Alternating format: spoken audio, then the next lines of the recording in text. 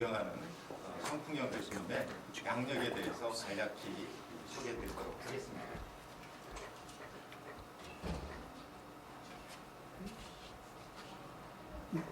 작동이 안 됩니다. 전문가? 전문가 어디 갔어?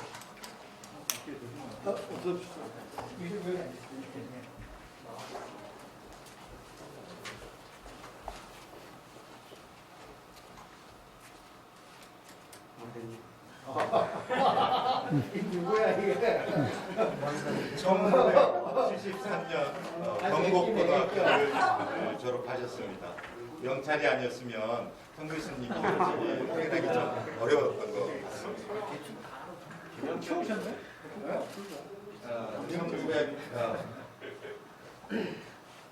1977년 서울대학교 원자력공학과를 졸업을 하셨습니다. 아마 성 교수님이 어디 계신지 바로 찾기 어려우신 분도 계실 수 있는데요. 맨 오른쪽에 계신 분이 성풍영 교수님이십니다. 훈남이시고 아주 패션 감각이 시대를 앞서가시는 패션 감각을 가지고 모르겠어요. 그리고 졸업하신 후에 77년서부터 82년 기간 동안 국방과학연구소 연구원으로 재직을 하셨습니다. 아직까지도 성풍영 교수님이 이런 아주 날렵하고 훈남을 유지하셨습니다. 82년에 MIT로 유학을 가셔서 84년에 석사를 마치시고 87년에 올레이 교수님과 함께 박사를 마치셨습니다. 이때서부터 현재의 풍채가 나타났습니다. 그리고 87년서부터 91년까지 AT&T 벨 연구소의 연구원으로 재직하신 이후에 91년 9월달 카이스트 원자력공학과 교수로 부임을 하셨습니다. 그래서 부 교수, 정 교수로 승진하셨고요. 여기에 있는 사진이 첫 지도학생들과 사진이 되셨습니다. 익숙한 가운데 있는 제자 사진도 강영국 박사 보여줍니다. 그리고 2000년 9월서부터 2004년 동안 학과장을 역임을 하셨는데요. 학과장 기간 동안 참 큰 일을 많이 하셨습니다. 그들 중에 현재 이름으로 원자력 및 양자공학과로 학과명을 정하셨고 지금은 원래 당시에는 3층이었는데 4층으로 증축되는 것도 송 교수님 기간 때 이루어져 있었습니다. 그리고 당시 학과평가가 아마 그때쯤 처음 시작했을 때 같은데 전교 운동 1등 훌륭한 리더십을 보여주셨고 많은 일을 하셨습니다. 참고로 이게 2001년도 제가 왔을 때 사진인데요. 벌써 그제 같은데 성 교수님 학과장일 때 제가 신임 교수로 왔었는데 그제 같은데 제가 오늘 성 교수님의 정년 퇴임을 양력을 소개하는 위치에 있어서 좀 영광이기도 하고 시간이 잠깐 흐렸다 이런 생각이 납니다. 2003년부터 8년까지 원자력 학회지 편집장을 하셨는데요. 이게 학회지가 새로운 국내 학회지에서 국제 학술지로서의 도약하는 새로운 계기가 있습니다. 그때 이름도 처음으로 NET라는 게 되었고요. 현재는 원자력계에서 가장 제너럴에서 가장 사이테이션이 높은 하이 임팩트를 갖고 있는 저널로 선정을 하였습니다. 그다음에 2006년 7년에서는 미국 원자력학회 인권요소 분과 회장을 역임하셨습니다. 그 분야에서의 리더들이 하는 것이 되겠습니다. 6년서부터 9년까지는 한국원자력안전위원회 위원, 한국원자력안전위원회는 잘 아시다시피 안전에 관한 최고 의결기구가 되겠습니다. 위원을 역임하셨고요. 그다음에 2010년서부터 11년 이때가 우리 원자력계에서는 참 큰 경사가 있었던 그 시기죠. UAE의 원전 수출과 함께 칼리카대학에 교수님 파견됐을 때 첫 그룹으로 1년간 가셔서 학과를 세우는데 큰 역할을 하셨고요. 여기는 이제 아라카 원전 라운드 베이킹 세레모니에서 UAE 왕세자 그리고 장선웅 교수님 이번 집에 기념사진 찍습니다. 오래 기억에 남으시는 사진입니다. 2012년 13년에는 카이스트 입학처장을 역임하셨고 그때 공학이란 무엇인가 여러 학과에 그걸 함께 모아서 학생들 위치에 도움이 되는 유용한 책을 발간하셨습니다. 15년에서 16년 사이에서는 한국 원자력 학회 학회 회장을 역임하셨고요. 여기 보여지는 사진은 당시에 원자력 대상을 수상하신 정국로 장관님과 함께 기념사진을 찍은 내용이 되겠습니다. 그리고 2016년, 19년 기간에는 원자력 진흥위원회 위원을 역임하셨습니다. 2017년에는 미국 원자력 학회 펠로우로 선정된 되셨고요. 펠로우라는 것은 다 아시다시피 그 각계 분야에서 아주 익셉셔널한 컨트리뷰션을 하는 롱타임 컨트리뷰션을 하신 분들에 대해서만 선정이 되는 사안이 되겠습니다. 그만큼 분야에서의 국제적인 기여를 받으시고 보시면 되겠습니다. 그리고 2018-26년 카이스트에서 한전 석자 교수를 하셨습니다. 그리고 2019년서부터 현재까지는 케냐 카이스트, 케냐의 카이스트의 시스터 학교를 만들고 있는데 그거 만드는 거 현재 총책임자로서 역할을 하고 계십니다. 그리고 작년서부터 현재 국제 원자력 학회가 다 모이는 연합회의 수석 의장, 부의장을 하고 계시고요. 2021년서부터는 의장 역할을 하시게 될 예정이 되겠습니다. 여러 가지 양력을 말씀드렸는데 아마 가장 소중한 시간들은 학생들과의 함께한 시간들이 아니셨을까 이렇게 생각해서 학생들과 항상 즐거운 표정, 항상 재미있는 연구실, 인기 있는 연구실로 항상 저의 개인적으로 부러움을 사는 연구실이라고 생각합니다. 원자력 계층 및 정보공학 연구실에서 지금까지 총 59명의 석사, 그리고 38명의 박사, 여기 아마 추가적으로 5명이 추가될 것 같고요.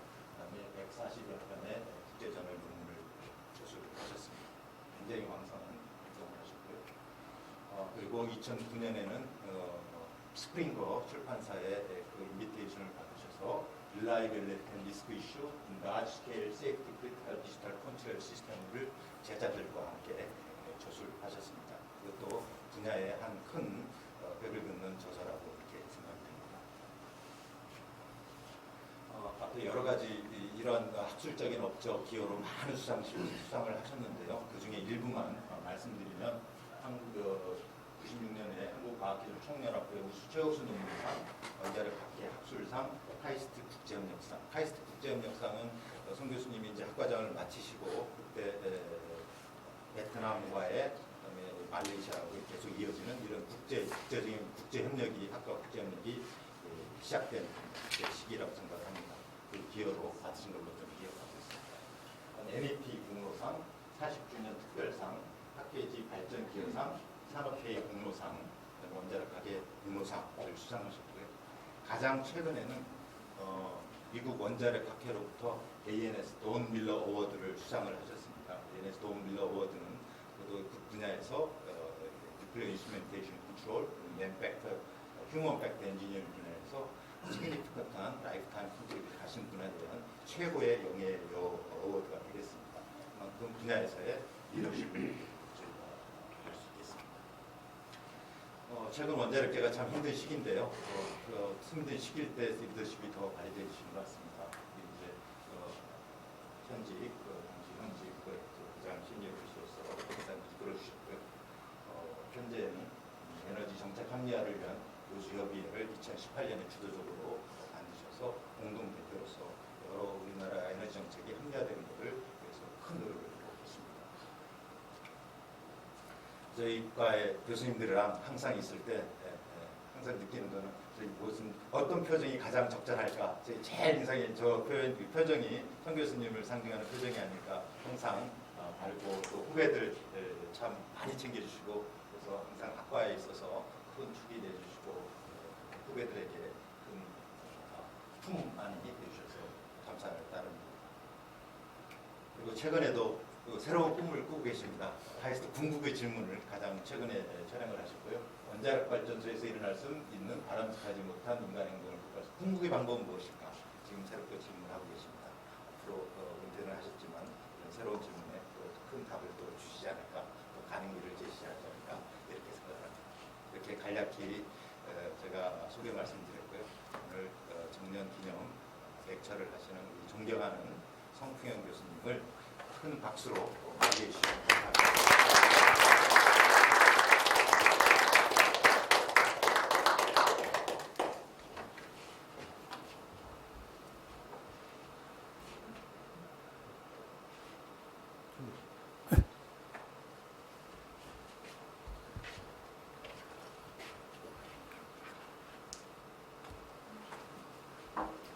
조성민 교수님 아주 소개를 너무너무 잘해주셨고 너무 감사합니다.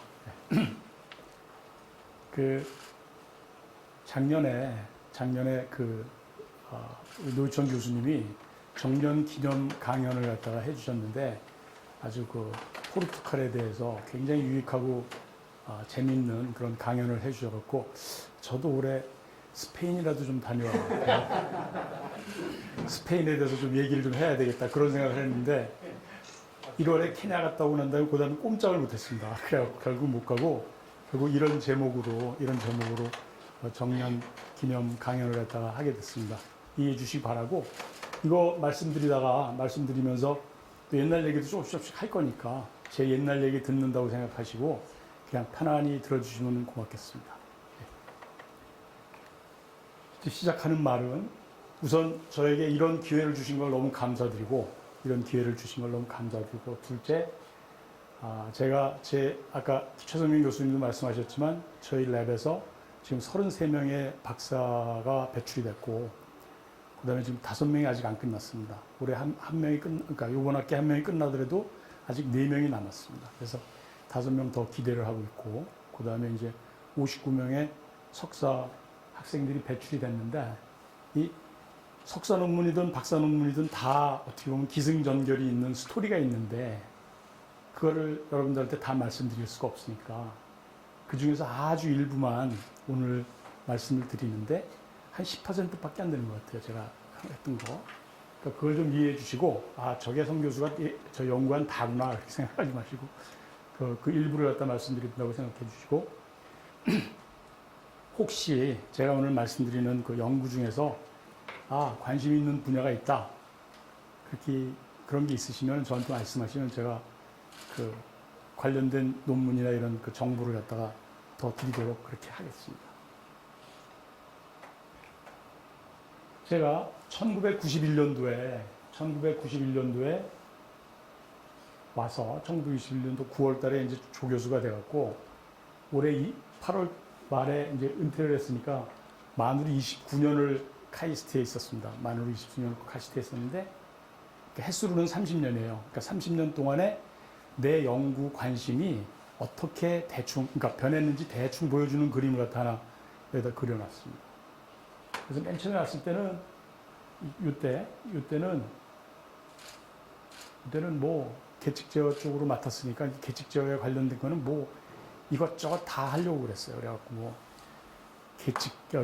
제어 시스템의 알고리즘을 갖다가 새로 개발하는 거, 뭐 그 보호 시스템의 알고리즘을 새로 개발하는 거, 하다못해 계측 제어 시스템의 그 전자 회로 기판에 테스팅하는 거, 심지어는 로봇도 만들었어요. 그러니까 원자력 발전소의 그 배관을 갖다가 그 방사능이 많은 그 로봇을 갖다 이렇게 검사하는 그런 로봇도 한번 만든 적도 있어요. 그러니까 그런 식으로 그냥 여러 가지를 갖다 했는데 그게 한 6, 7년 정도, 그러니까 한 1997년 정도까지 여러 가지를 하다가 그 다음서부터는 이제 소프트웨어에 관심이 많아졌어요. 소프트웨어.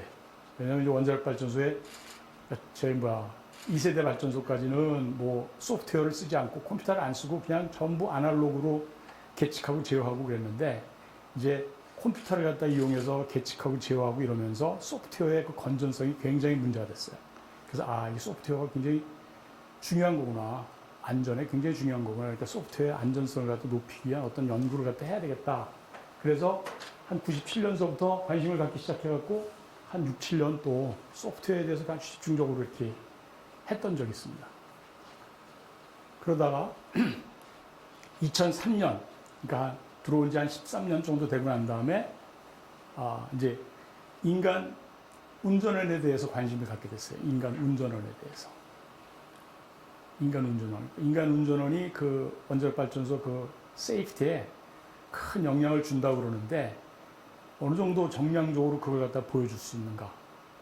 이제 그 다음에 그런 걸 갖다 해결하려면 어떻게 해야 되느냐. 이제 그런 데 관심이 많아갖고 그게 거의 한 2003년서부터 시작한 2013년, 14년, 한 10년 동안을 갖다가 그 인간 운전원에 대해서 관심이 굉장히 많았어요. 그러다가 제가 아부다비를 갔다 오고 난 다음에 연구를 갖다 좀 포커스를 좀 맞춰야 되지 않겠느냐. 구슬이 서말이라도 껴야지 보물이라는데 내가 연구를 갖다 이것저것 하는데 그게 좀 포커스를 맞춰야 되지 않겠냐. 그래서 내가 하는 연구는 인간 운전원의 어떤 실수를 갖다가 저감시키기 위한 그런 연구로 포커스를 좀 맞춰야 되겠다. 그래갖고선 그 포커스를 맞춰서 이제 연구를 갖다가 그때부터 이제 시작을 해갖고 하다가 이제 최근에는 이제 ERC 과제에 참여도 하고 그다음에 사이버 시큐리티가 또 문제가 되고 막 이러면서 이제 사이버 시큐리티는 이제 소프트웨어하고 관계가 많거든요. 그래서 소프트웨어에 대한 연구도 다시 시작하게 되고 그다음에 그 AI, 아티피셜 인텔리전스에 대한 관심도 좀 많아지고 다시 그러니까 그동안 해왔던 그 인간공학에 대한 것도 하고 그래갖고 거의 뭐 균등하게 요새 뭐 한 2명이 여기 있으면 2명이 여기 있으면 2명이 여기 있으면 뭐 이런 식으로 해갖고 제 연구가 30년 동안 이 변한 걸 갖다 이렇게 보여주는 겁니다. 그래서 오늘 주로 얘기하려고 그러는 거는 이 부분에 있는 내용인데, 이 부분에 있는 내용이고, 한 7개 정도의 그 연구에 대해서 간략간략하게 소개를 드리는 그런 식으로 진행을 하려고 합니다. 근데 이제 그거 하기 전에 요때 했던 과제 하나, 그러니까 2개예요. 그 다음에 요때 했던 과제 하나씩 갖다 먼저 간단하게 소개하고 넘어가도록 하겠습니다. 제가 맨 처음에 와갖고서는 했던 연구가 뭔가 하면은 퍼지 로직 컨트롤, 그러니까 퍼지 로직을 그 스팀 제너레이터 레벨 컨트롤에 적용하는 거였어요. 그 스팀 제너레이터 레벨 컨트롤하는 게 쉬운 게 아니잖아요. 어려운 건데 거기에 이제 그 당시에 퍼지 로직이 굉장히 인기였는데 그 퍼지 로직을 갖다 이용해서 스팀 제너레이터 레벨을 갖다 컨트롤하는 걸 갖다 한번 해보자. 그래서 그 그러니까 제일 먼저 했던 게 그건데 이 그냥 퍼지 로직이 아니라 스스로 퍼지 룰을 갖다가 배워나가는 그런 그 셀프 오가나이징 퍼지 로직 컨트롤을 퍼지 로직을 갖다가 스팀 제너레이터 레벨 컨트롤에 적용을 한 겁니다.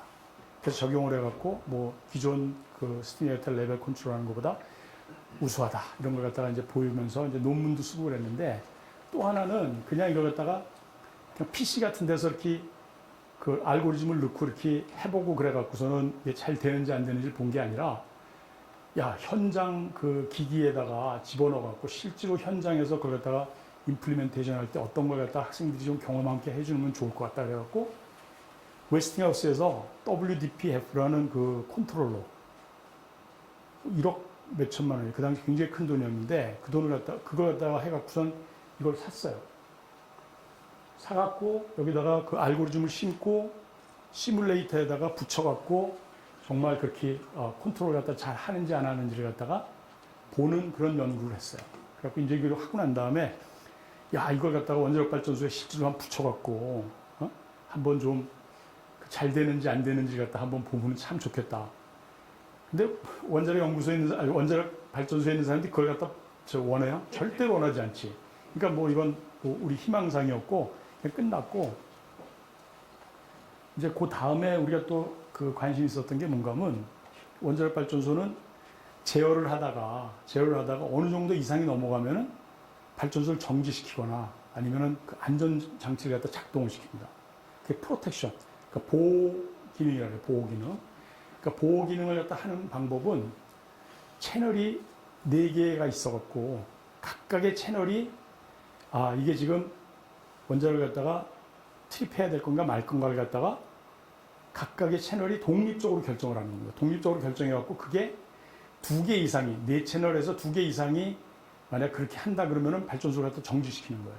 그게 이제 프로텍션 시스템인데, 그러니까 보통 때 4채널이잖아요. 그런데 이제 메인터넌스 할 때는 이걸 갖다가 한 채널은 띄어내고 3채널 갖고 뭐 3분의 1 로직, 3개 중에서 하나만 트립하라 그러면 트립하고 이제 그런 식으로 하고 한 채널을 이제 메인터넌스 하고 그러는데 다이나믹 세이프티 시스템이라는 개념이 있어요. 다이나믹 세이프티 시스템은 그냥 정상 운전을 하면서 가짜로 트립 시그널을 갖다 줘요. 그래갖고 그게 최종적으로 트립 시그널이 나오는지 안 나오는지 갖다 계속해서 테스트를 하면서 정상 운전을 할 수가 있어요. 그러니까 따로 그 채널을 띄워갖고서는 이게 괜찮은지 안 괜찮은지 보는 그런 횟수를 획기적으로 줄일 수가 있잖아요. 그죠? 그게 이제 다이나믹 세이프티 시스템이라는 개념인데 그게 이제 맨 처음에 영국에서 시작됐어요. 영국의 그 AGR, Advanced Gas Cooled Reactor에 적용을 해서 영국에서 시작됐다가 그게 그 개념이 미국으로 건너가갖고 미국의 BWR에 이제 적용하는 연구를 했어요. 그때 그 적용하는 연구했던 사람이 돈 밀러예요. 돈 밀러. 나중에 돈 밀러 어워드 받는 그 사람이 오하이오 대학에 있으면서 그걸 했고 우리가 그 개념을 갖다가 PWR에다가 적용을 하고 또 그 다음에 PHWR에도 적용을 했어요. 적용을 해서 했어요. 그래갖고 이것도 그 상용 그 PLC를 갖다가 만든 겁니다. 우리가 만들어갖고 이름을 갖다가 DOT PPS라고 했어요. DOT 디지털 온라인 오토 테스트 플랜트 프로텍션 시스템 이렇게 해갖고 줬는데 이거는 이 개념은 나중에 2000년대 초에 KNX라고 해갖고 계측지역 국산화 프로젝트가 크게 있었거든요. 2천 몇백억을 들여갖고 하는 그 프로젝트 거기에 개념이 들어갔습니다. 이건 개념이 들어갔어요. 그래서 우리가 한 연구가 그냥 헛되지 않았고 이게 그러니까 요때 했던 일 중에 한 두 개를 갖다가 지금 말씀드린 거고 여기에 대한 얘기를 갖다가 소프트웨어에 대한 얘기를 갖다가 한 가지 더 얘기하겠습니다. 아까 말씀드린 대로 그 우리 지금 현재 원자력 발전소가 돌아가는 그 세계적으로 돌아가는 게 한 450개 정도 된다 그러면은 거의 한 400개 가까운 원자력 발전소는 제어하거나 보호할 때 소프트웨어를 쓰지 않아요. 그러니까 컴퓨터를 쓰지 않아요. 그러니까 전부 아날로그로 해요. 아날로그. 왜냐하면 소프트웨어에 대한 그 신뢰성에 대해서 이렇게 좀 부정적이기 때문에 그래서 아날로그 방식으로 거의 대부분이 아직도 아날로그 방식으로 하는데 최근에 이제 3세대 발전소가 나오면서 APR 1400이나 뭐 이런 3세대 발전소 나오고 또한 그 기존에 있었던 원자력 발전소도 시간이 지나면서 업그레이드 할 거 아니에요. 업그레이드 할 때는 이제 아날로그 파트가 없기 때문에 디지털로 그러니까 컴퓨터를 이렇게 집어넣고 그러니까 이제 소프트웨어가 쓰이기 시작했어요. 그러니까 소프트웨어의 그 건전성이 굉장히 중요하다. 그래서 소프트웨어를 갖다 만들 때 굉장히 조심해서 만들어야 된다. 그래서 이제 그런 그 소프트웨어 툴들이, 그러니까 소프트웨어 요구 조건을 만들 때도 툴이 필요하고, 그 다음에 그걸 다 상세 디자인할 때도 툴이 필요하고, 그 다음에 코딩할 때도 툴이 필요하고, 그 다음에 테스팅할 때도 툴이 필요하고, 이런 툴들이 굉장히 많아요. 근데 굉장히 검증할 때 포멀 메소드, 수학을 이용해갖고 건전한지 안 한지도 파악하고 막 그러는 툴들을 갖다가 우리 랩에서 만들었습니다. 그 툴 이름이 뉴시예요, 뉴시. Nuclear Software Engineering Environment. 뉴시.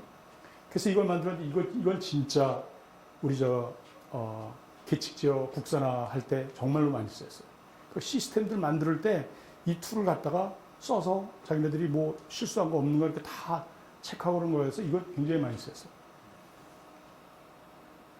그런데 그때 이 툴을 만들 때 우리 랩하고 전산과에 차성덕 교수님이라고 있었는데 차성덕 교수님 지금 고대로 옮겨갖고 고대에서 일하고 있어요.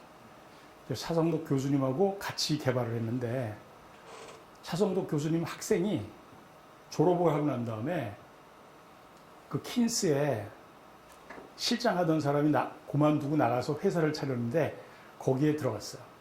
그 회사의 이름은 제가 말씀드릴 수 있는데 그냥 건너뛰고 가서 이걸 갖다 상용화를 했어요. 상용화. 그래서 이름을 갖다 실크로드라고 했어요. 실크로드. 그러니까 한 카피에 1,100만 원인가 하여간 뭐 몇천만 원씩 주고서 파는데 엄청나게 팔았어요. 엄청나게는 좀 과장이지만 그냥 많은 카피를 팔았어요. 그래갖고 아마 상당히 많은 돈을 버는 것 같은데 이게 구소령 박사가 만든 거거든요. 구소령 박사. 나하고 구소령 박사한테는 아무 적이 없었어요. 그래서 혹시 이 영상을 그 사람이 보면은 네, 이거 아마 계약을 잘못했네. 네, 소송이 들어갔으면 아마 지금 몇 억짜리 지금 소송이 왔다 갔다 했을 거예요. 근데 하여간 그런 스토리가 있어요. 그런 스토리가 있었는데 하여간 어쨌든 굉장히 좋은 그런 그 과제였어요. 이걸 케이닉스가 과제를 했었고, 이제 제가 이야기하려고 그러는 그 부분으로 들어가는데, 한 7개를 갖다가 이제 질문에 답하는 식으로 간단하게 말씀을 드리겠습니다. 그러니까 이제 2003년도인 것 같아요. 2003년도에 도대체 휴먼 오퍼레이터가 원자력 발전소 안전에 그렇게 중요하다 그러는데 그냥 사람들이 그냥 그렇게 얘기만 하지 어떻게 뭐 정량적으로 얘기를 갖다가 못해요. 정량적으로 얘기를 못하기 때문에 야 이걸 갖다가 좀 체계적으로 이렇게 해갖고 어떤 수치로 보이면서 이게 휴먼 오퍼레이터가 원자력 발전소 세이프티에 큰 영향이 있다는 걸 갖다가 보이면 좋겠다. 이제 그런 생각을 갖게 됐어요. 그때 이제 관심이 많아졌어요, 거기에. 그래갖고 이제 그때 박사과정 학생이 이제 김만철, 지금 중앙대학교 교수가 된 김만철 교수였는데, 김만철 교수고, 야, 이거 좀 한번 해봐라. 그랬더니 몇 달 좀 끙끙거리더니 풀어갖고 왔어요. 그게 뭔가 하면 이제, 이게 원자력 발전소면은, 계측 시스템, 제어 보호 시스템인데, 우리가 저거 할 때까지 여기까지만 주로 얘기하고 이쪽에 그 휴먼 쪽은 그냥 사람이 얼마만큼 실수할 거다 뭐 그렇게 하고 그냥 어떻게 보면 추측성 그런 값을 집어넣어갖고 계산했던 거거든요. 그랬는데 이제 이 김만철 박사는 이제 여기 인스트루먼테이션 컨트롤이 있지만 이 디스플레이 통해서 사람한테 가고 그다음에 사람은 코그니티브 프로세스가 먼저 모니터링 하다가 어떤 무슨 문제가 있으면 디텍션 하잖아요. 모니터링 디텍션이 맨 처음이고, 그 다음은 이게 도대체 왜 그런지를 갖다가 파악하는 게 그 다음 단계고, 그게 시츄에이션 어웨어니스입니다. 시츄에이션 어웨어니스고, 그 다음에 이러면 내가 어떻게 해야 되겠다 하는 그런 계획을 세우는 게 리스폰스 플래닝이고, 그 다음에 리스폰스를 갖다가 임플리멘테이션 하는 휴먼 코그니티브 프로세스예요. 휴먼 코그니티브 프로세스가 있다.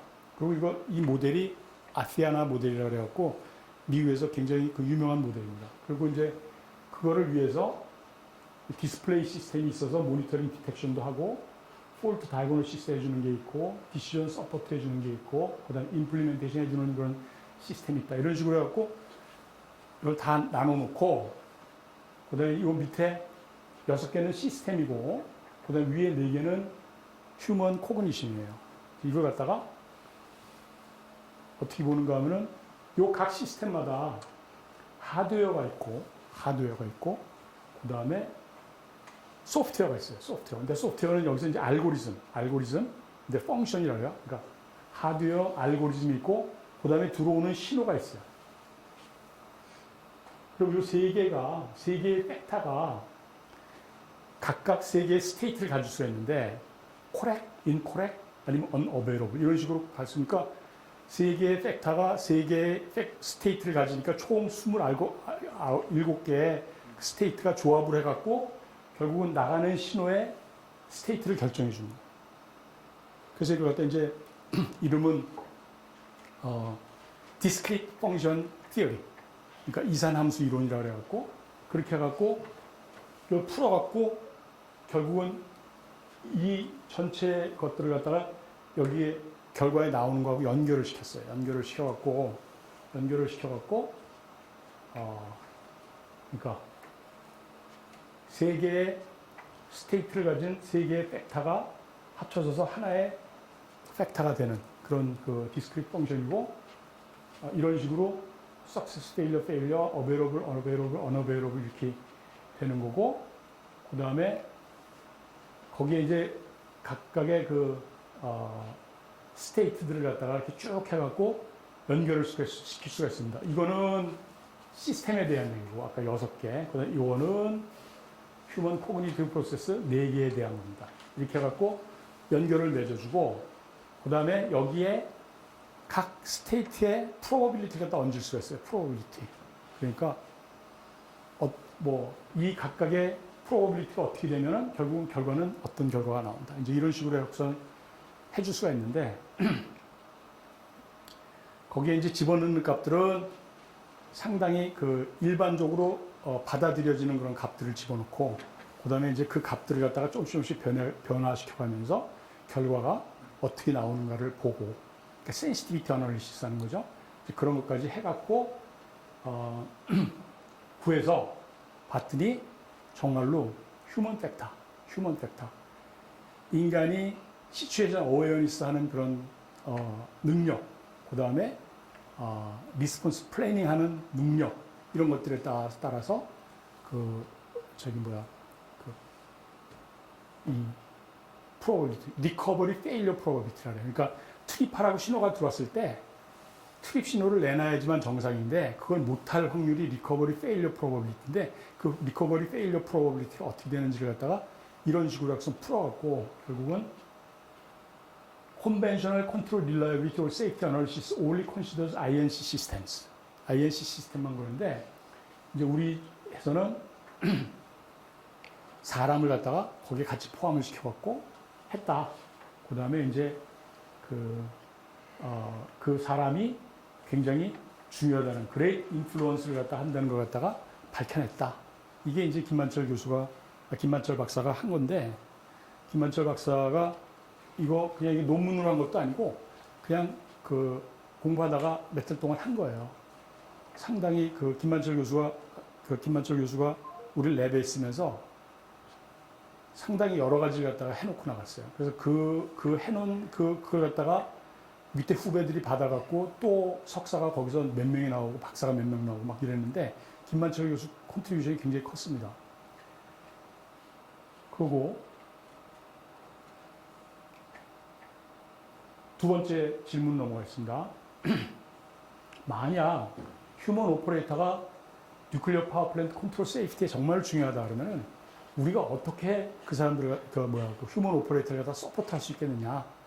이제 그거를 갖고 이거 지금 제가 그 얘기를 빠먹었네요. 그러니까 김만철 교수가 그거 하고 난 다음에 그걸 가지고 2004년도에 우리가 국가지정연구실이라는 게 있었어요. 옛날에 뉴클리어 내셔널 리서치 레보레토리 그걸 신청해 갖고서 됐어요.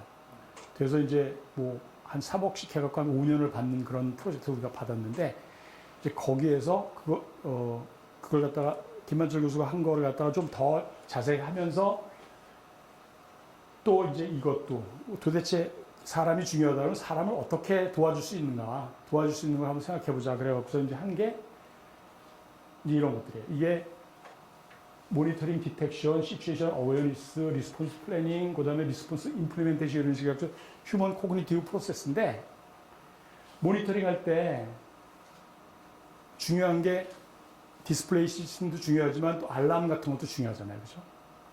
근데 옛날에 TMI 사고 같은 경우에는 사고가 났을 때 1분 동안에 알람이 100개 이상 터졌다고 그러거든요. 그러니까 뭔지를 모르는데 가령 예를 들어서 알람을 갖다가 우선순위하는 거예요. 그래서 어떤 알람은 뭐 빨간색, 어떤 알람은 뭐 노란색, 어떤 알람은 파란색 이런 식으로 해서 우선순위해서 오퍼레이터들이 이해하기 쉽게 해주고 그 다음에 알람을 갖다 또 어널리시스도 해줄 수가 있고 그 다음에 이제 고장 진단도 해줄 수가 있고 고장 진단도 해줄 수가 있고 고장 진단이 되면은 그러면 지금 여기에서 프로세스를 갖다가 어디부터 하는 게 좋겠다는 그것도 서제스트 해줄 수가 있고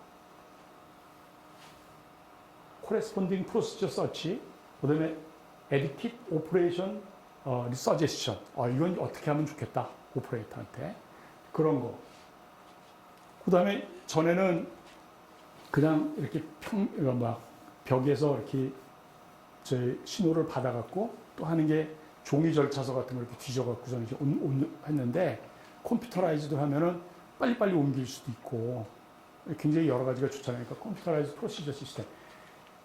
그 다음에 이제 뭐를 갖다 결정을 해서 딱 이제 조작을 하면은 이 조작이 잘못됐는지 잘못되지 않는지를 갖다 빨리 파악을 해갖고 이상한 걸 눌렀으면은 이상한 걸 갖다 하자 그랬으면 물어보는 거예요. 너 진짜 확실하게 이거 하려고 그러는 거야? 내가 실수했네. 그러면 취소할 수 있는 거고 아니면은 나 그거 할 거야. 그러고선 오버라이드 할 수가 있는 거고 이제 그런 것들도 다 오퍼레이터 서포트 시스템이거든요. 우리 컴퓨터 하다가 이레이즈 잘못해서 탁 누르면은 이레이즈 할 거냐고 뜨잖아요. 그죠? 내가 이레이즈 할 거 아닌데 그러면 그냥 그만두고 이제 그런 식으로 그런 것도 할 수 있어요. 그러니까 인간의 코그니티브 프로세스를 도와줄 수 있는 그런 시스템들이 굉장히 많은 걸 갖다 우리가 만들 수가 있거든요. 그래서 이런 걸 갖다가 이 지금 유니스트에 간 이승준 박사가 그때 이제 중국인 석사과정 학생을 데리고 만들었어요. 근데 다는 못 만들었고 핵심적인 걸 갖다 만들었어요. 무슨 뉴럴 네트워크 써갖고 폴트 다이거노시스하고 뉴럴 네트워크를 이용해갖고 아까 얘기한 오퍼레이션 밸리데이션, 오퍼레이션이 제대로 되는지 안 되는지 확인하고 그러는 것도 하고 그런 걸 갖다 만들어갖고 이름을 갖다 인데스코라고 줬어요. 인데스코, Integrated Decision Support System to Aid Cognitive Activities of Operator. 그래갖고 인데스코라는 걸 써서 만들었는데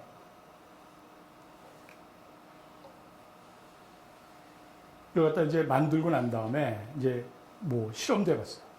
그걸 갖다가 그게 있을 때 없을 때. 그러니까 아까 얘기한 리커버리 페일리어 프로버빌리티가 도대체 어떻게 되는지.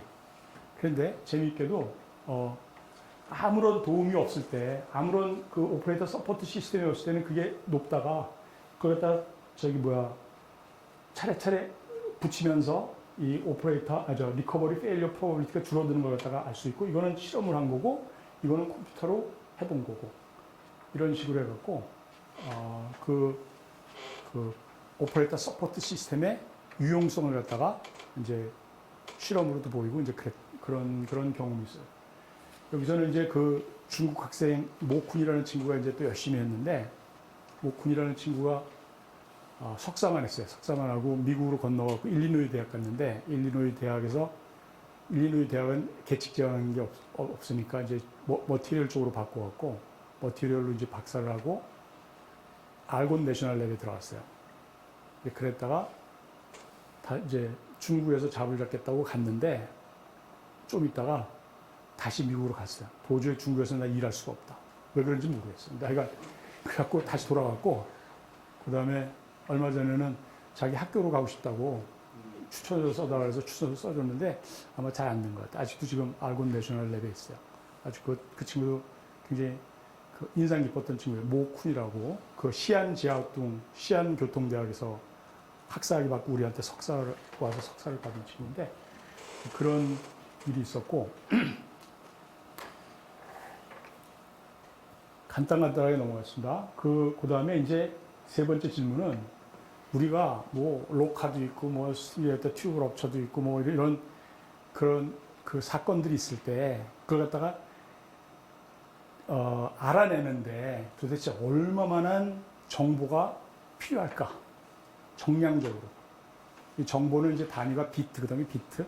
그러니까 몇 비트의 정보가 그러니까 있어야지만 그런 정보를 갖다가, 그러니까 그런 진단을 갖다가 해낼 수 있을까 하는 걸 갖다가 한번 구해보자. 그래갖고서 이제, 한번 해본 건데, 이거는 뭐 아까처럼 그 NRL 같이 큰 과제가 있어서만 한 건 아니고, 그러니까 조그만 과제를 했던 건데, 이거는 그 인포메이션 플로우 모델하고 그다음에 그 인포메이션 티어리 정보 이론을 갖다 이용해 갖고 계산을 했습니다. 그래갖고 인포메이션 프로세스 뭐 정보를 받아들이는 게 컨트롤 패널에서도 받아들일 수 있고 옆에 있는 오퍼레이터한테도 받아들일 수 있고 서포트 시스템한테도 받아들여 갖고 그걸 갖다가 조합해서 상황 판단하고 다이그노시스하고 뭐 그다음에 이제 디시전 메이킹 한다. 뭐 이런 그 인포메이션 플로우 모델을 만들어 놓고 그다음에 인포메이션 티어리를 써갖고 얼마만한 정보가 필요한지를 갖다가 계산을 갖다가 하면은 값을 구할 수가 있는데 값을 구했습니다. 근데 그게 이제 뭐 어떤 사건은 뭐 40비트의 정보가 필요하고 어떤 정보는 한 60몇 비트의 정보가 필요하고 이건 뭐 이런 게 이제 격서 우리가 계산을 했는데 그 한수원에 그러니까 CRI에다 연락해갖고 거기서 이제 그 이런 걸 갖다가 그 진단할 때 오퍼레이터들이 얼마나 시간이 걸리는 걸 갖다가 이제 그 실험해갖고선 구한 거 있잖아요. 그거랑 이제 비교를 해봤더니 굉장히 이 코레스폰던스가 굉장히 좋아요. 그러니까 우리가 숫자로 계산한 그 정보의 양하고 그다음에 그 오퍼레이터들이 그 진단하는데 걸리는 시간하고 그걸 비교했을 때 굉장히 잘 맞아갖고 우리가 오히려 놀란 그런 적이 있어갖고 이것도 한번 보였고 이거는 지금 저희 조선대학교에 있는 김종현 교수가 그 했던 겁니다. 했던 거의 일부입니다. 그다음에 그래서 하여간 그 코그니티브 프로세스하고 인포메이셔널 시어리를 이용해 갖고 구할 수 있었다 하는 게 이제 아까 그 세 번째 질문에 대한 답이었고 네 번째는 우리가 원자력 발전소의 휴먼 오퍼레이터의 퍼포먼스를 갖다가 어떻게 평가할까? 이 사람이 잘하나 잘못하나 이런 걸 갖다가 어떻게 평가할까? 그것도 정량적으로 어떻게 평가할까 하는 걸 갖다가 한번 해봤는데 이거는 산업부 과제를 갖다가 받아갖고 우리가 아까 그 CRI 통역서 우리가 받아갖고 한 과제인데 이거는 그 칼리파 대학에 2002년에 가서 2008년까지 교수를 했던 지금 한국에 돌아왔는데 이 하준수 교수가 했던 연구입니다. 했던 연구인데 오퍼레이터의 퍼포먼스를 갖다가 평가하는 방법이 6가지가 있다. 6팩터다. 그래서 플랜트 퍼포먼스, 플랜트가 지금 어떤가를 보고 이 오퍼레이터의 퍼포먼스를 갖다가 평가할 수도 있고 평가하고 그 다음에 개인적으로 일을 갖다가 어떻게 했는지를 보고 평가할 수도 있고 그 다음에 이 사람이 상황 인식을 갖다가 얼마만큼 하고 있는지를 갖다가 보고 평가할 수가 있고 그 다음에 이 사람이 얼마만큼 그 일에 그 부담을 느끼는지를 갖다가 또 평가해갖고 평가할 수도 있고 팀워크를 어떻게 잘하는가 그 다음에 어떤 구조물에 잘 맞게 준비가 된다 뭐 이런 거 해갖고서는 6가지 그 팩터를 가지고 평가를 할 수가 있는데 여태까지 했던 방법들은 주로 뭔가 하면 전문가들이 관찰. 그러니까 오퍼레이터들 하는 걸 멀리서 보고 저 사람이 지금 어떻게 하고 있는가 관찰. 그 다음에 나중에 끝나고 난 다음에 설문지를 줘갖고 또 상황 파악 잘했나 못했나 조사하고. 그러니까 관찰, 설문지 뭐 이런 식으로 해갖고서는 그 오퍼레이터를 평가했거든요. 근데 이제 우리는 거기에 이걸 갖다가 그건 주관적이니까 좀 객관적으로 평가할 수 있는 방법을 갖다가 개발해야 되겠다. 그래갖고선 그때 그 시츄에이션 어웨어니스하고 워크로드를 갖다가 평가하는 그 툴로 쓰기 시작한 게 아이 트래킹 시스템입니다. 아이 트래킹 시스템. 그러니까 상황 인식을 잘하는지 못하는지를 갖다가 이 오퍼레이터의 눈을 보면 알아요. 눈을. 그러니까 지금 이 상황에서는 어디를 스티레이터의 레벨을 보는 게 가장 그 적합한 행동인데 그 프레셔라이저를 보고 있다든가 아니면 프레셔 베셀을 갖다 보고 있다든가 이제 그러면은 얘는 지금 상황을 제대로 인식이 못하는 거예요. 여러분들 수업하실 때 보면 알잖아요. 얘들이 지금 눈 보면 알잖아요. 응? 얘가 지금 상황 인식을 하고 있는 건지 아니면 저거 하는지 그런 식으로 그 사람의 눈동자를 갖다가 보면은 얘가 지금 어디에 보고 있는지를 갖다 보면은 그래서 우리가 액파이어라고 해서 픽세이션, 눈을 픽스한 거하고 임포턴스 하고의 레시오 픽세이션 투 임포턴스 레시오를 갖다가 구해갖고 그게 픽세이션 투 임포턴스 레시오가 1에 가까우면은 이제 잘하는 거고 그게 이제 떨어지면은 제대로 못하는 거고 이제 그런 식으로 해갖고 아이 트래킹을 갖고 평가를 하고 그다음에 워크로드 이 사람이 지금 굉장히 스트레스 받고 있는지 없는지를 갖다가 판단할 수 있는 것도 아이 트래킹 갖고 할 수 있습니다. 눈을 껌뻑껌뻑 많이 하는 사람들은 지금 스트레스 안 받는 거예요. 눈을 바짝 뜨고 있는 사람들은 스트레스가 있는 거예요. 그러니까 비행기에서 조종사가 이륙하고 착륙할 때 눈을 보면은 이륙 착륙할 때는 껌뻑거리지 않는데 별로. 근데 이제 뜨고 나서는 스트레스가 없어갖고 괜히 껌뻑거리고 그래갖고선 그 블링크 숫자를 갖고서는 블링크 레이스를 갖고서는 그 스트레스를 갖다 또 판단할 수 있는 그런 방법도 있는데 그걸 갖다 우리가 이제 제안을 했는데 저거 그 한번 여기 보면 이제 이 사람이 어디를 보고 있는지가 이제 나타나는 거죠. 나타나는 거고 그 지금 프레셔라이저 보고 있고, 그다음에 스틸레이저도 봤다가 뭐 이런 걸 갖다가 오케이.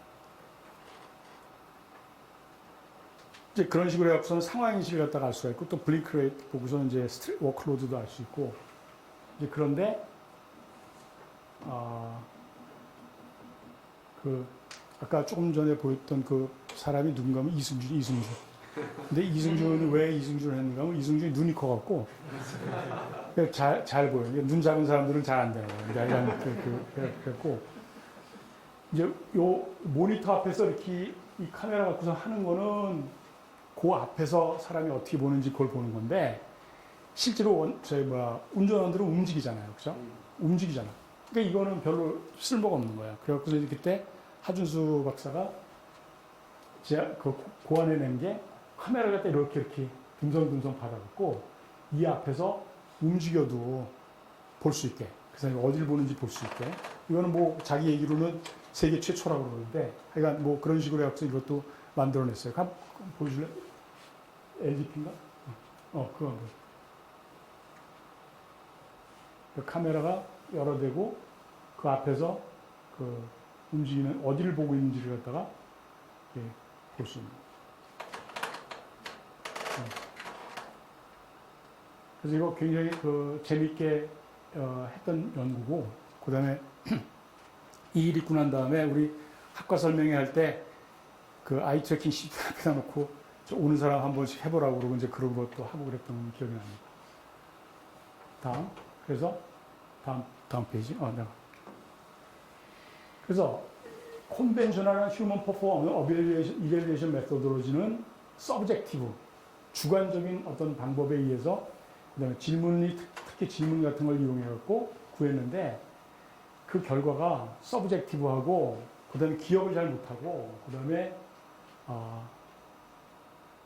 즉각 퍼포먼스 갖다가 알 수가 없잖아요. 지나고 난 다음에 알 수 있는 건데 이제 이걸 갖다가 아이 트래킹 시스템 같은 걸 써서 휴먼 퍼포먼스를 갖다가 오브젝티브하게 그다음에 리얼 타임으로 구할 수 있었다 하는 게 이제 저거고 이제 다음으로 넘어가겠습니다. 5번째입니다. 7개 중에서 지금 4개 했습니다. 그러면은 개인적으로 상황 인식하는 거는 아이 트래킹 방법을 해갖고서는 구한다 그러는데 원자력 발전소에서 사실 운전하는 거는 혼자 하는 게 아니거든요. 5명이 하는 거예요, 5명이. 그러니까 쉬프트 슈퍼바이저가 있고 앞에 리액터 오퍼레이터, 터바인 오퍼레이터, 일렉트릭 오퍼레이터 이쪽에 세이프티 관련된 그 슈퍼바이저. 5명이 하는 건데 이 그룹이 도대체 지금 상황이 돌아가는지 갖다가 어떻게 우리가 알 수 있느냐. 아이 트래킹 갖고는 안 되고 뭘로 했는가 하면 이때는 대화를 분석했어요. 대화. 이것도 과기부 과제를 통해 갖고서 했던 건데 그리고 그때 이제 또 이야기가 됐던 게 이제 재래식 컨트롤룸에서 이제 신형 컨트롤룸으로 바뀌는데 재래식 컨트롤룸은 쉬프트 슈퍼바이저가 앉아있고 앞에 RO, TO, EO가 와서 왔다 갔다 하면서 물어보면 대답해주고 그렇게 해서 대화를 하는데 이제 새로운 어드밴스 컨트롤룸은 그냥 앞에 그 모니터들 쫙 놓고 그다음 저쪽에 큰 화면, 라지 디스플레이 패널 그런 거 보고서는 앉아서 클릭해갖고서는 정보 다 볼 수 있고 뭐 그러니까 야 재래식 저희 컨트롤룸에서는 대화 같은 걸 많이 하는데 이 어드밴스드 컨트롤룸은 대화 같은 거 갖다가 많이 못하니까 그 그룹, 그러니까 팀 시츄에이션 어웨어니스가 떨어질 거다. 걱정하는 사람들이 많았어요. 그래서 우리가 가서 그 재래식 발전소, 그러니까 그 오퍼레이터들 그 교육시키고 그러는 데 가면은 그 하면서 사진을 다 찍잖아요. 그러니까 우리가 그걸 갖다 레코딩 다 하고, 그 다음에 또 이 APR 1400 만들면서 그 밸리데이션 하기 위해서 또 앞에서 오퍼레이터들이 이렇게 하잖아요. 그것도 다 찍고, 그래서 대화를 갖다 다 분석을 해갖고 도대체 이 사람들이 대화를 갖다가 제대로 하는지 안 하는지 갖다 이제 분석을 했어요. 그래갖고 시츄에이션 어웨어니스에 레벨 1 CSA, 레벨 2, 레벨 3 이런 게 있어요. 레벨 1은 디텍션 하는 거예요. 뭔데 뭐 이제 이런 거고 그다음에 두 번째 이제 그 두 번째 레벨 2는 뭐가 문제인 것 같다 뭐가 문제 그런 대화고 세 번째는 이럴 것 같아 프로젝션 하는 거고 레벨 1, 레벨 2, 레벨 3 그런 걸 갖다 다 대화를 갖다가 레코딩을 굉장히 많이 했고 그걸 다 분석을 해갖고 결국 결과를 냈어요. 이거는 지금 킨스에 간 이승우 박사가 했는데 버벌 프로토콜 어널리시스 대화를 분석해서 했다는 그런 내용이고 봤더니 이게 재래식 컨트롤 룸에서의 거고 이건 어드밴스 컨트롤 룸. 근데 신기하게 어드밴스 컨트롤 룸에서 더 대화를 더 잘해요. 대화를 더 많이 해. 그러니까 할 때마다 이제 확인을 하는 것 같아요. 그러니까 나 이런데 여러분들 어때? 뭐 그러면 어떻습니다. 뭐 이렇게 하고서는 계속 그 어떤 싱크로나이제이션 한다 그러나 그런 식으로 해서 대화를 많이 했고 오히려 그 어드밴스 컨트롤 룸에서 더 팀 상황 인식을 더 잘하는 걸로 이렇게 나와서 우리가 이걸 갖다 논문을 냈어요. 논문을 내고 난 다음에 이거에 대해서 많이 걱정하는 사람 중에 한 명이 그 브룩헤븐 내셔널 랩에 존 오하라라는 사람이 있어요. 존 오하라라는 사람은 그 뉴렉 그 인간에 관련된 뉴렉 보고서는 이 사람이 다 만든 사람이에요. 그러니까 굉장히 그 유명한 사람이에요. 굉장히 유명한 사람. 근데 그 사람이 이런 거에 대해서 걱정을 하길래 만날 기회가 있어서 우리 이런 결과가 나왔다 그랬더니 깜짝 놀라면서 논문을 좀 보내달라고. 그 논문을 보내줬어요. 보내주고 이제 그 다음에 이제 별로 저였었는데 그 존 오하라 얘기가 나왔으니까 한 가지 얘기하면은 제가 존 오하라는 사이클러지스트예요. 나는 이제 엔지니어고 근데 거의 연구하는 게 비슷했기 때문에 우리가 한번 같이 모여서 뭐 얘기를 좀 하자. 그랬더니 좋다. 와라. 미국에 와라. 그래서 갔어요. 갔더니 이제 NRC에서 그걸 알고 그럼 너희들끼리 만나지 말고 NRC 와서 발표를 해라. 너희들 둘 다. 우리가 다 듣게.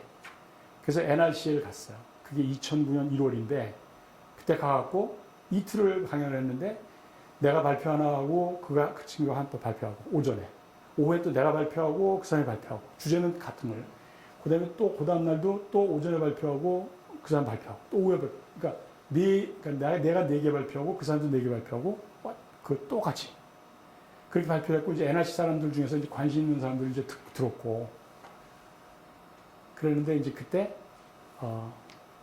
한참 발표하고 이제 마치고 질문 받고 있는데 누가 나가면서 Do you know 형국항? 그래. 그래서 형국항 내 학생이었다 그랬더니 이렇게 하고서 나갔는데 좀 이따 딴 사람이 또 오더니 Do you know 만철킹?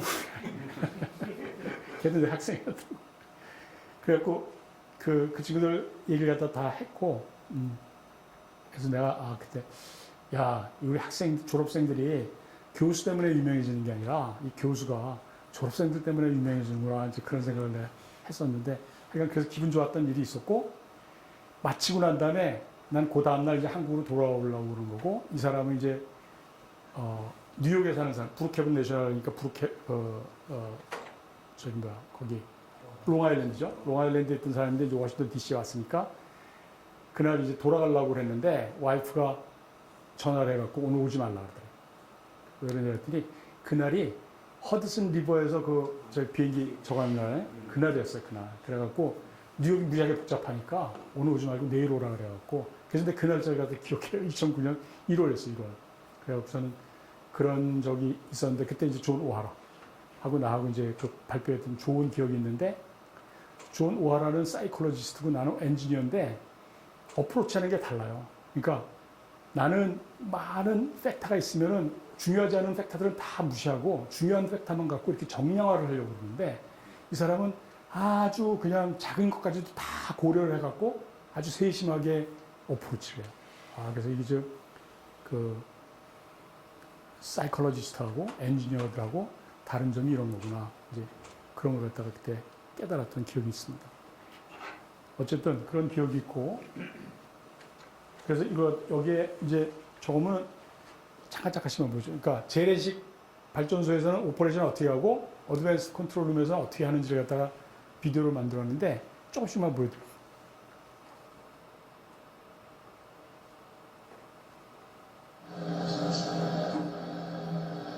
재래식 발전소에 그러니까 컨트롤룸이에요.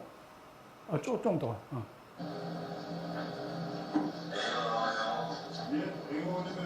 현장은 지금 구성돼 있는 거거든요. 그 현장 배우분들의 그 메인 컨트롤 보드 스위치 로고로 돼 있는 이런 식으로 하는 그러니까 오퍼레이션도 하고 그다음에 이제 중간적으로 가서 여기 이제 어드밴스 MCR에서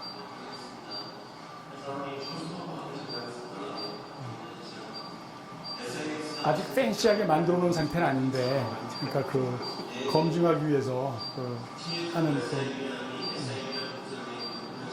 이 사람들 대화하는 거 갖다 다 레코딩을 갖고 와서 다 이제 무슨 무슨 대화를 했고 이게 상황에 맞는 대화를 했는지 안 했는지를 봐갖고 점수를 매기고 이런 식으로 해갖고 했다 그런 얘기고요.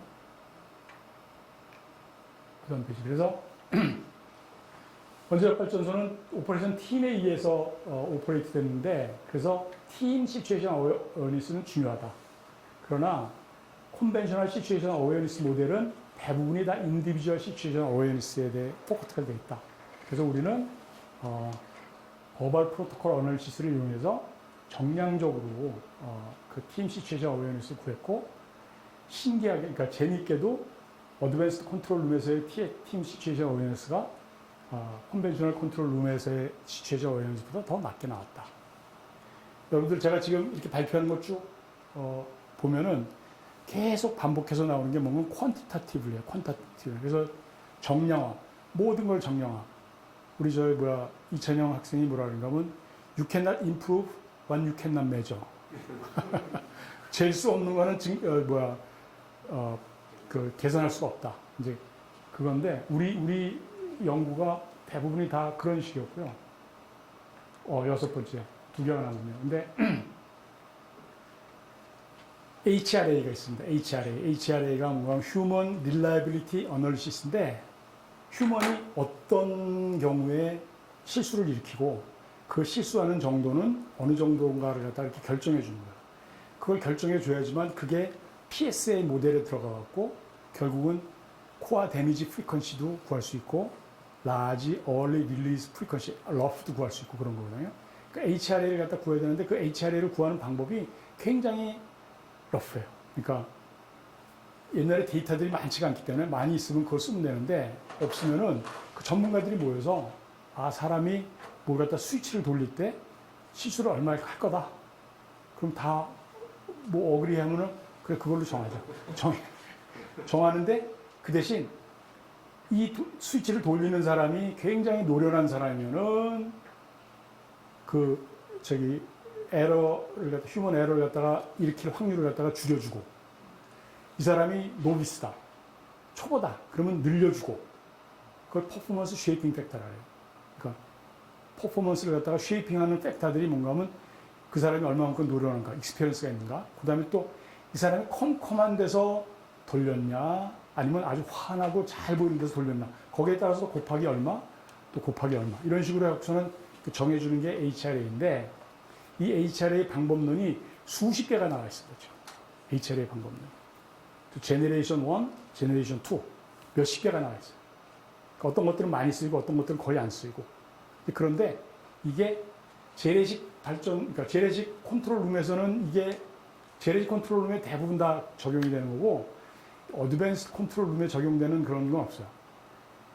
그 재래식 컨트롤룸에서는 돌리고 누르고 뭐 이러는 것들이 있는데 어드밴스 컨트롤룸에서는 뭐가 이래요? 마우스는 들어 마우스, 터치 스크린 이런 거거든. 그러니까 에러 그 모드가 다른 거예요. 에러 모드가 다르고 그게 또 얼마만큼 에러를 일으킨가 하는 걸 갖다가 이제 구해야 되는데 그걸 갖다가 이제 우리 방에 우리 연구실에 그 조그만 컨트롤룸 있잖아요.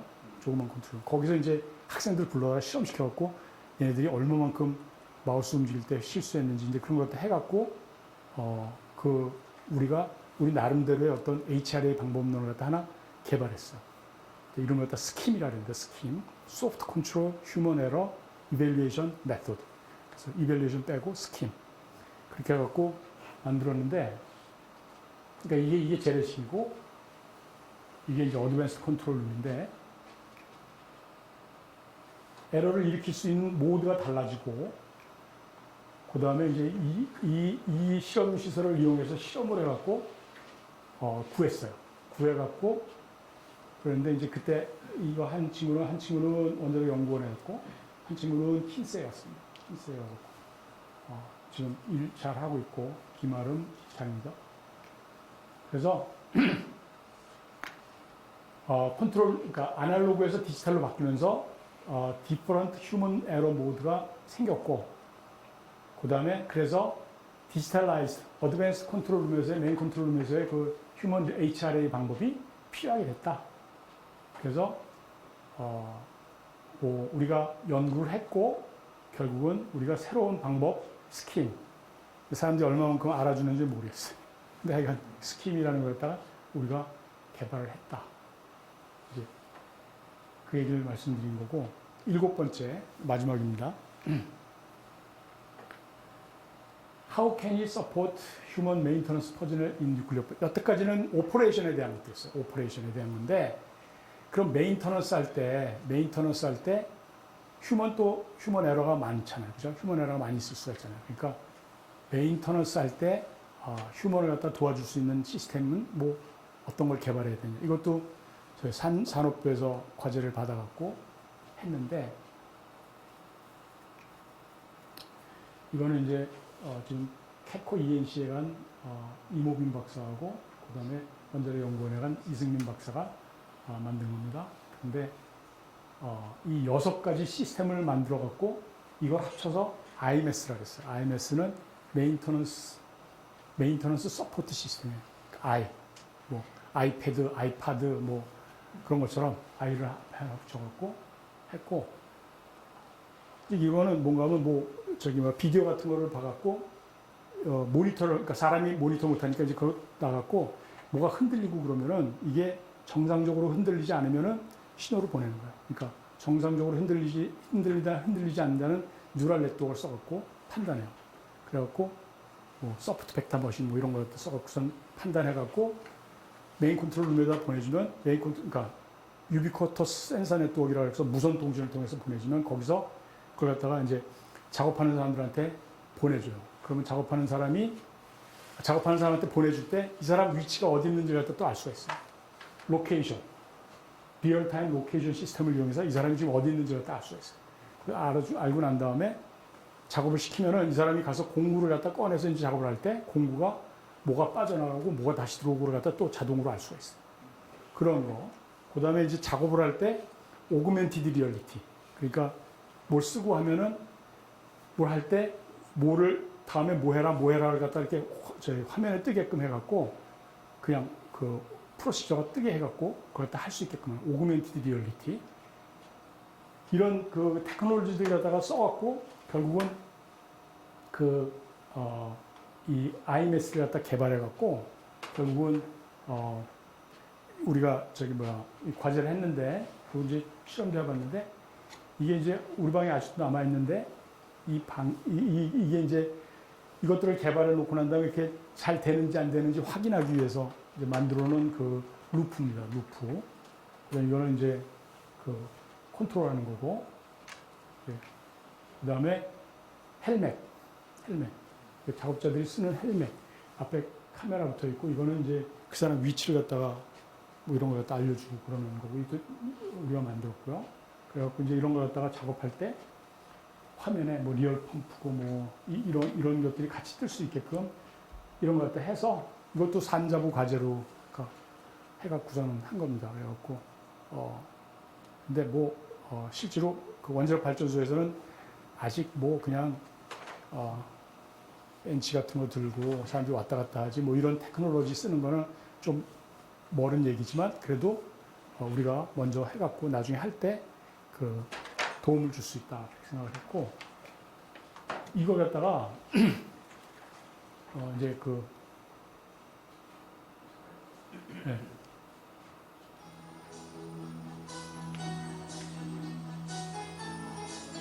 RTLS는 리얼타임 로케이션 시스템입니다. 오그멘티드 리얼리티.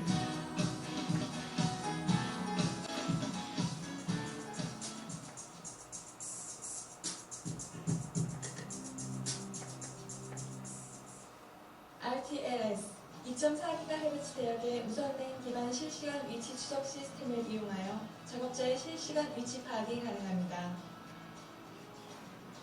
작업자의 몸에 부착된 태그를 AP가 감지하여 이를 데이터 서버로 전송하면 메인 컨트롤 룸의 프로그램을 통하여 작업자의 위치를 알 수 있습니다. 본 프로그램을 통하여 사고 발생 시 현장에 있는 작업자의 위치를 파악하고 사고 위치에서 가장 가까운 작업자를 호출함으로써 사고의 신속한 처리가 가능합니다. 좀 자재관리 시스템의 데이터베이스와 연동하여 부품의 위치 정보를 제공합니다. 물품의 위치 파악이 가능합니다. 그 저기 오그멘티드 리얼리티하는 좀 무슨 특정법 이상 여부를 판단하는 것으로서 운전원의 업무량을 감소시키고 상황 판독에 있어서 정확성을 향상시킬 수 있습니다. 이거 이제 비디오로 해갖고 이상 징후로 인하여 정상. 변화가 발생한 비정상 상태를 판독기에 인식시켜 인공지능 기능을 부여하고 자동 판독이 가능하게 합니다. 학습된 정보와 비교하여 정상 상태와의 차이를 계산하여 보여줌으로써 시설의 이상 여부를 신속하게 그러니까 아까 얘기한 6개의 시스템을 갖다가 어떤 한번 데모하는 그런 그 영상인데 좀 길으니까 그냥 여기까지만 보고 유비쿼터 센서 네트워크 시간 흡한 정비 업무 처리가 가능합니다. 정비에 관련한 방대한 문서 기반 자료를 파일로 변환하여 휴대용 단말기를 통한 검색을 가능하게 함으로써 간편하고 신속한 정비 업무 처리가 가능합니다. 일상 점검 시 운전 변수의 기입 작업을 간편하게 할 수 있고 가령 예를 들어서 매뉴얼 같은 걸 이제 2차원으로 된 매뉴얼을 갖다가 오그멘티드 리얼리티를 쓰면 3차원으로 보여주게끔 한다든가 뭐 이제 그런 것도 할 수 있고요. 여기까지만 보겠습니다. 그 메인터넌스 액티비티는 세이프하고 이코노미컬한 오퍼레이션에 중요하다. 그래서 오그멘티드 리얼리티, RFID, 라디오 프리퀀시 아이덴티피케이션, 비디오 레코그니션, 유비쿼터 센서 네트워크 이런 것들을 갖다 이용해서 개발을 했고, 그 다음에 그거의 그 효용성은 우리가 이제 실험을 여러 가지 해갖고서는 보였다. 그런 그 내용입니다. 그래서 이게 지금 한 7가지 말씀드렸는데 2003년서부터 시작해서 한 2013년도까지 그러니까 UAE에서 돌아오고 난 다음에 한 2년. 이거는 UAE 가기 전까지 대충 끝났는데 아까 얘기한 그 HRA 그 과제는 돌아와서도 계속했어요. 그러니까 거의 한 10년을 갖다 했던 내용들을 중에서 그 좀 중요한 것들을 했고 그 사이에 제가 한 1년에 한 2억 내지 3억 받는 그런 프로젝트를 갖다가 그러니까 3년 내지 5년 동안 받는 프로젝트를 갖다가 가만히 생각해보니까 7개 정도 받은 것 같아요. 7개 정도 받았으면 그 한 과제가 한 3년 정도 갔다 그러면 21년 동안 받은 거네요. 근데 그걸 갖다 10년 동안 했다는 거는 내가 한 해에 한 평균 2개 정도는 이런 과제를 갖다가 대형 과제를 갖다가 했다는 소리거든요. 그 소리는 내가 한 1년에 한 연구비를 갖다 한 5억, 6억 이 정도는 꾸준히 확보해 갖고 썼는데 지금 5억, 6억 교수님들한테는 아무것도 아니지만 그때는 제법 컸어요. 제법 컸고. 컸고. 그 다음에 그때 그때 연구 인센티브라는 걸 줬잖아요. 그래서 오버헤드 많이 내는 사람한테 다시 돌려주고 그러는 거 있었는데 학교에서 랭킹 나올 때 한 1등서부터 10등까지 전기전자과 교수들이 대부분이었는데 원자력공학과가 꼭 한 명씩 끼어들어 있었어요. 누군지는 얘기 안 하겠는데. 그래서 이건 굉장히 그때 제가 한 10년 동안은 과제도 풍부하고 연구도 재밌고 학생들도 굉장히 그 열심히고 그래갖고 굉장히 제가 너무너무 그 행복한 그 10년을 갖다가 보냈던 것 같아요. 보냈던 것 같고 이제 UAE에서 돌아와갖고 질문이 하나 더 있네. 그럼 도대체 아까 얘기한 것처럼 구슬 서머리라도 꿰어야지 보물인데 이걸 좀 모아서 포커스를 맞춰서 인간 실수를 갖다 줄이는 걸로 좀 포커스를 맞춰서 연구를 하자. 그래갖고서 이 질문을 했고 그 해법으로 5가지를 얘기했고 거기에 각각에 대해서 연구를 했습니다. 근데 이거는 이제 제가 시간이 이제 많이 돼갖고 이제 대충 하고 마치겠습니다. 이 이승민 박사가 한 연구는 자동인데 자동을 갖다 도대체 자동화를 갖다가 풀 자동이 있고 풀 수동이 있다 그러면은 도대체 어느 정도의 레벨의 자동을 하는 게 가장 아이디어한가 하는 걸 갖다가 이제 이 친구가 메릿 오브 오토메이션, 디메릿 오브 오토메이션, 옵티미제이션 오브 오토메이션 이런 식으로 갖고서는 3개의 논문을 갖다가 썼는데 결국은 나중에 보면은 완전 풀 자동보다는 약간 못한 자동이 가장 좋다 이제 이런 결론을 갖다 냈는데 왜냐하면 자동을 많이 하면 있잖아요. 아웃 오브 더 루프 프로블럼이 있어요. 그 무슨 거냐면 나중에 문제가 생기면 오퍼레이터가 몰라요. 지금 뭐 하는지. 그걸 오스트라시즘이라고 그러던 옛날에 그 오스트라시즘 그 그리스인가 거기에서 뭐 저거 하면 쫓아내고 그런 거잖아요. 그러니까 쫓겨나는 거니까. 오퍼레이터가 그 시스템에서 쫓겨나갖고 나중에 문제가 생기면은 들어가지 못하는 거예요. 이제 그런 문제가 있기 때문에 좀 완전 자동은 아니고 완전 자동보다 못한 게 좋다. 그런 걸 갖다 결론을 냈던 연구가 있고 그 다음에 디자인을 갖다가 맨머신 인터페이스 디자인을 갖다가 하려고 그러면 어떻게 하면 좋겠냐. 이거 다시 하준수가 했는데 그때 이제 데니스라는 걸 갖다 개발해갖고 교육을 갖다 잘 시켜갖고서도 계속 그 아이 트래킹을 제대로 못하면은 이거는 디자인에 문제가 있는 거다. 디자인을 고쳐야 된다. 그런 얘기고 그 다음에 그 프로시저를 갖다가 전산화해갖고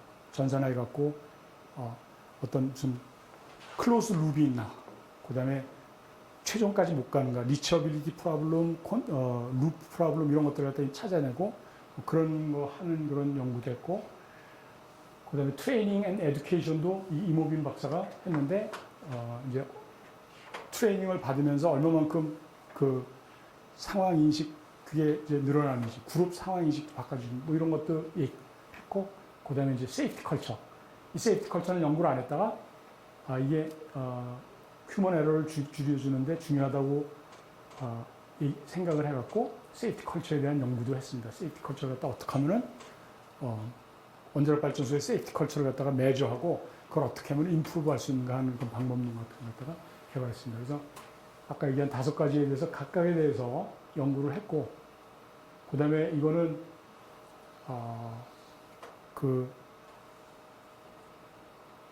이거 두 번째 페이지로 금방 갈 수 있는 방법입니다.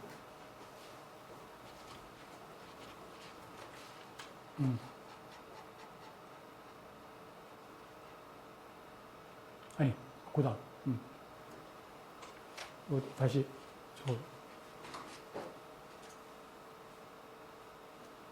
그래서 결국은 아까 내가 여기서 2개 컨트롤 시스템, 프로텍션 시스템 개발하는 거 얘기했고 여기에 소프트웨어 툴 만드는 거 얘기했고 여기에 한 7가지를 갖다 얘기했고 그다음에 갔다 와서 UAE 갔다 와서 그런 연구를 갖다 했다는 걸 얘기했고 그다음에 이제 여기에서 하는 게 이제 이거는 AI고 이거는 사이버 시큐리티고 이거는 휴먼 팩터인데 이 사이버 시큐리티는 지금 여태까지 얘기한 거는 어떻게 하면은 인간 실수를 갖다 일으키지 않게끔 하려고 그러는가 하는 거의 연구였다면은 이 연구는 만약에 그래도 인간 실수가 벌어져갖고 아니면 사이버 어택이 있어갖고 에러가 들어오면은 그 에러를 갖다가 어떻게 빨리 찾아내고 그다음에 빨리 해결하고 안 되면 그것도 안 되면은 그럼에도 불구하고 제 기능은 다 할 수 있게끔 그러니까 폴트 레질리언트라는 폴트 뭐지? 폴트 톨러런트한 그런 시스템을 갖다가 만드는 것 갖다가 지금 연구를 하고 있는데 이제 그게 지금 막 보여줄 마지막 그 슬라이드입니다.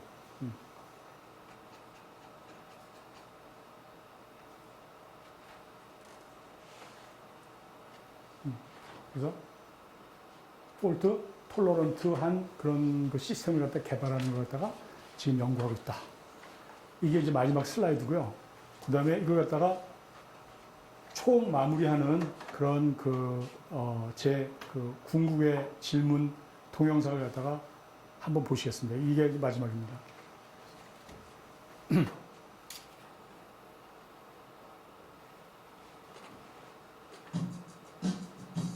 볼륨 좀 켜고.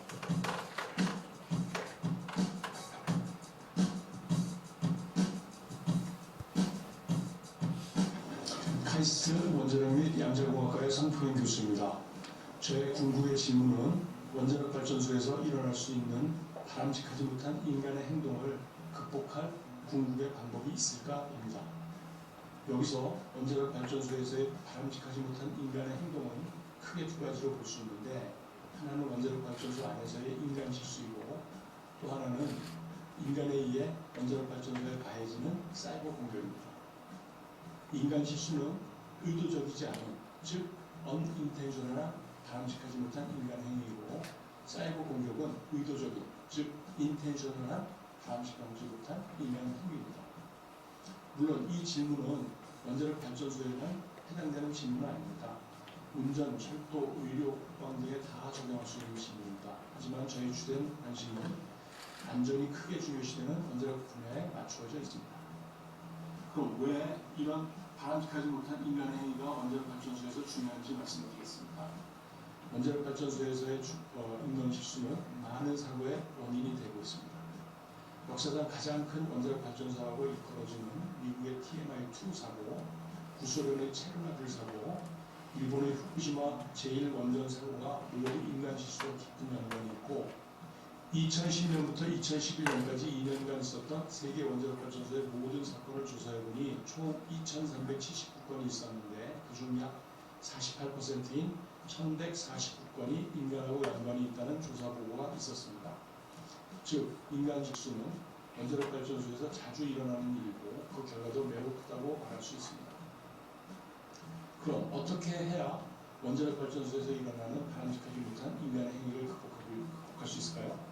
크게 보면 우선 바람직하지 못한 인간의 행위가 일어나지 않도록 하는 것이고, 다음은 일어났더라도 그 영향을 최소화하는 것입니다. 먼저 어떻게 해야 인간 실수를 될 수 있는 대로 적게 일어나게 할 수 있을까요? 우선 생각할 수 있는 방법이 5가지입니다. 첫째는 인간이 실수를 할 기회를 주지 않기 위해서 될 수 있는 대로 많이 자동화하는 것입니다. 하지만 완전한 자동화는 아직 문제가 있습니다. 어느 부분은 아직도 인간이 해야 할 부분이 있고, 또 완전 자동화가 되었다 하더라도 자동화가 실패하는 경우에는 인간이 개입해서 해결해야 합니다. 이런 경우에는 인간 실수를 줄이기 위해서는 우선 인간 시스템 연결을 잘 만들어야 하고, 또한 절차서동을 잘 만들어야 합니다. 그리고 인간에게 교육과 훈련을 잘하는 것이 중요합니다. 또한 안전문화를 철저하게 갖게 하는 것도 중요합니다. 정리하면 인간 실수를 줄이기 위한 방법은 자동화를 많이 하는 것, 인간 시스템 연결을 잘 만드는 것, 절차서를 잘 만드는 것, 교육과 훈련을 잘하는 것, 그리고 안전문화를 증진하는 것, 5가지 방법을 생각해 볼 수 있습니다. 다음으로는 그런 바람직하지 못한 행위가 일어났을 때 어떻게 해야 그 영향을 최소화할 수 있는가 하는 방법을 알아봅니다. 그것은 바람직하지 못한 행위, 즉 인간 실수나 사이버 공격이 일어나더라도 그 영향을 최소화하도록 시스템을 만드는 것입니다. 우선 바람직하지 못한 인간의 행위에 의해 시스템에 생기는 결과물을 폴트라고 할 때, 그 폴트가 시스템에 일어나지 않도록 하는 것이 첫 번째입니다. 바로 시스템을 폴트 레지스턴트하게 만드는 것인데, 방법으로는 소프트웨어 베리피케이션 앤 밸리데이션이나 어택 서페이스를 줄이는 것이 있겠습니다.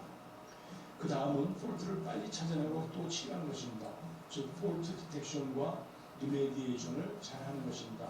마지막으로 인간 실수나 사이버 공격으로 인해 생긴 폴트가 발견되지 않고 제거되지 않더라도 시스템이 그 영향을 받지 않도록 하는 것입니다. 이것을 폴트 톨러런트라고 합니다. 즉 폴트가 생겼더라도 시스템은 제 역할을 할 수 있도록 만드는 것입니다. 결론적으로 정리하면 제 궁극의 질문은 원자력 발전소에서 일어날 수 있는 바람직하지 못한 인간의 행동을 극복할 궁극의 방법이 있을까입니다. 나름대로 몇 가지 방법을 제안해 보았습니다. 하지만 이 방법들을 더욱 개선, 확장해 나가는 것뿐만 아니라 이 외에도 지금껏 생각하지 못했던 궁극의 방법을 찾아서 제시하는 것이 저희 연구 목표라고 말씀드릴 수 있겠습니다. 네, 이게 결론이고요. 클로징 월. 저는 그 29년 동안, 만 29년 동안 살면서 정말로 그 축복받은 그런 생활을 했다고, 그냥 의례적으로 하는 얘기가 정말 그렇게 생각을 하고, 우리 또 학생들이 너무너무 고맙고, 그 다음에 이제 잘 알다시피 우리 지금 굉장히 어려운 시기인데 우리 교수님들이나 우리 학생들이 다들 잘 서바이브 하셔갖고 그 좋은 결과를 갖다가 맺으시면 좋겠습니다. 이게 93년도에 왔을 때 첫 번째 학생들하고 찍은 사진이고, 이건 올해 제가 부산에 가서 우리 그 나머지 학생, 연골 학생은 빠졌어요. 그렇게 같이 찍은 사진입니다. 제가 한 가지만 마지막으로 얘기하는 거는, 지금 우리가 이 연구를 갖다 쭉 하면서 소프트웨어 같은 걸 개발을 참 많이 했어요. 소프트웨어를 참 개발을 많이 했는데, 이게 지금 관리를 갖다가 굉장히 열심히 한다고 했는데도 자꾸 없어져요. 그래갖고 우리가 제가 87년에 MIT에 졸업을 할 때 논문뿐만 아니라 내가 개발했던 그 소프트웨어도 같이 제출하게끔 했어요. 그래서 그걸 갖다 학교에서 보관했는데, 우리 학교는 아직도 그런 게 없는 것 같아요. 그러니까 소프트웨어를 갖다 실컷 만들어 놓고 그거는 관리를 갖다 못하고, 만약 그 사람이 은퇴하고 후임 교수가 안 오고 이러면은 그냥 없어져 버리는 거예요. 그래서 내가 아까 우리 사진 찍어 오신 분한테 말씀드렸어요. 그래갖고 이걸 건의해갖고 우리가 만든 소프트웨어 이런 것들을 좀 체계적으로 학교에서 보관할 수 있는 그런 방법을 좀 찾아봐요. 이건 너무 중요한 건데, MIT에서 80년대 했던 건데 지금 아직도 안 하고 있잖아요. 지금 참 문제라서 그거 좀 꼭 됐으면 좋겠다는 그런 생각을 합니다. 제가 오늘 장시간 얘기를 했는데 경청해 주셔서 감사합니다. 네.